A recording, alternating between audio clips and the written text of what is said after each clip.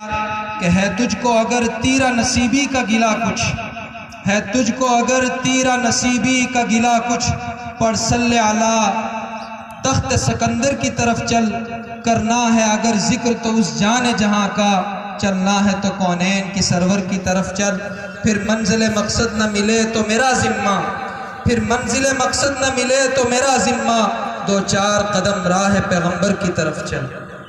محمد خلیل۔ رب العالمين والصلاة والسلام على سيد الأنبياء والمرسلين وعلى آله وأصحابه أجمعين، أما بعد، فأعوذ بالله من الشيطان الرجيم، بسم الله الرحمن الرحيم۔ محترم سامعین کرام، حضرات حکم و اساتذہ عظام، آج کی اس انجمن میں میری تقریر کا موضوع سخن سیرت النبی صلی اللہ علیہ وسلم ہے۔ تاریخ عالم سرکار دو عالم صلی اللہ علیہ وسلم کے علاوہ کوئی ایسی مثال پیش کرنے سے قاصر ہے جس کی سیرت بالکل محفوظ بھی ہو اور کامل و مکمل بھی۔ اس لیے سیرت طیبہ کو مکمل بیان کرنا ناممکن ہے اور نہ اس کی گنجائش ہے، البتہ ان کے بعض اہم پہلو کو میں آپ کے سامنے اجاگر کروں گا۔ دعا فرمائیں کہ اللہ تبارک و تعالی عمل کی توفیق عطا فرمائے۔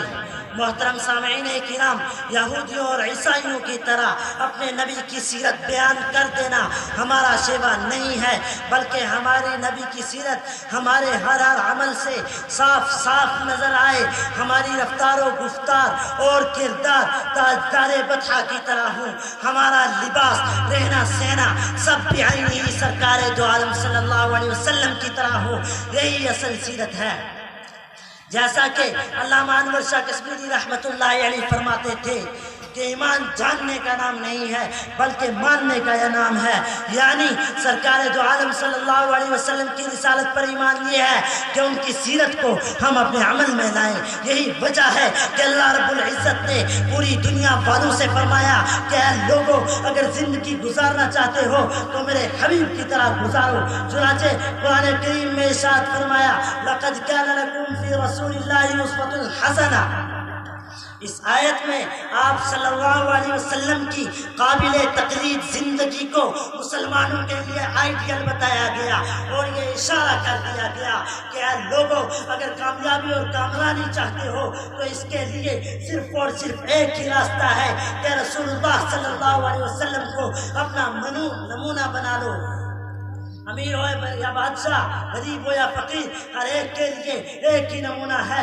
باپ ہو تو حضرت فاطمہ کے باپ کی طرح زندگی بسر کرو، شوہر ہو تو حضرت عائشہ کے شوہر کی طرح زندگی گزارو، استاد ہو تو صفا کے استاد کو دیکھو، طالب علم ہو تو غار حرا میں جبریل امین سے پڑھنے والے کو دیکھو، غریب ہو تو اس شخص کو دیکھو کہ جس کے گھر میں کئی دنوں چولہا تک نہیں جلا، آقا ہو تو حضرت انس سے پوچھو کہ 10 سال تک آپ صلی اللہ علیہ وسلم کی خدمت کی اور آپ نے کبھی یہ بھی نہ پوچھا کہ یہ کام ایسے کیوں کیا اور ایسے کیوں نہ کیا۔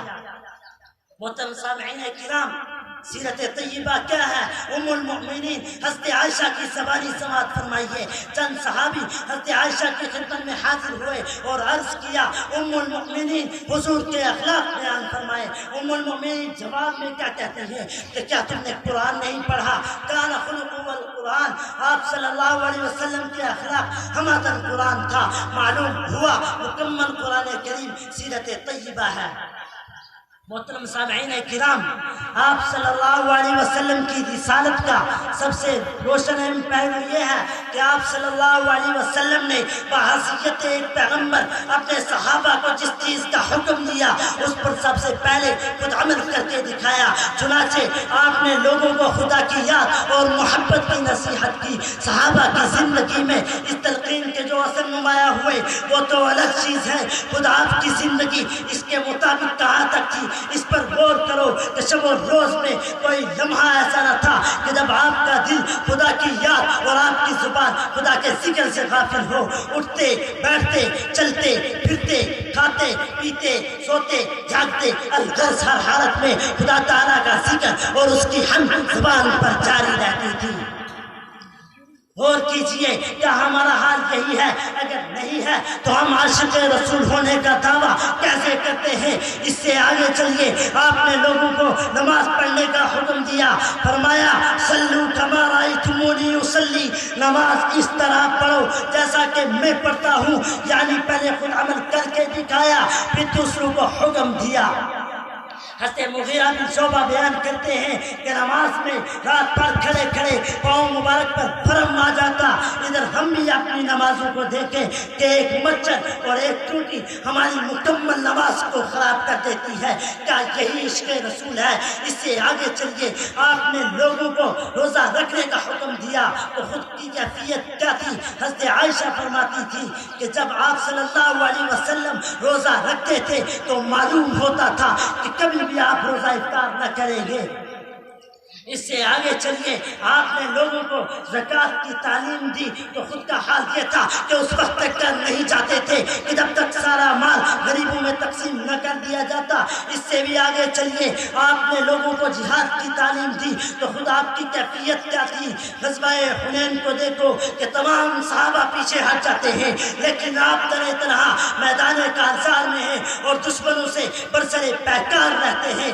سورہ حدیبیہ کے موقع پر جب آپ یہ فرماتے ہیں کہ تم میں سے جب صلح حدیبیہ کے موقع پر جب آپ اپنے جانوروں کو ذبح کر کے حلال ہو جانے کا حکم دیتے ہیں تو سب سے پہلے اس پر خود عمل کرتے ہیں۔ حجۃ الوداع کے موقع پر جب آپ یہ فرماتے ہیں کہ تم لوگ اپنے اپنے خاندان کے ایک ایک فرد کا خون معاف فرما دو تو سب سے پہلے آپ صلی اللہ علیہ وسلم اپنے خاندان کے ایک ایک فرد کا خون معاف فرماتے ہیں۔ الغرض ہمارے نبی نے جس چیز کا حکم دیا اس پر سب سے پہلے خود عمل کر کے دکھایا۔ وما علینا الا البلاغ۔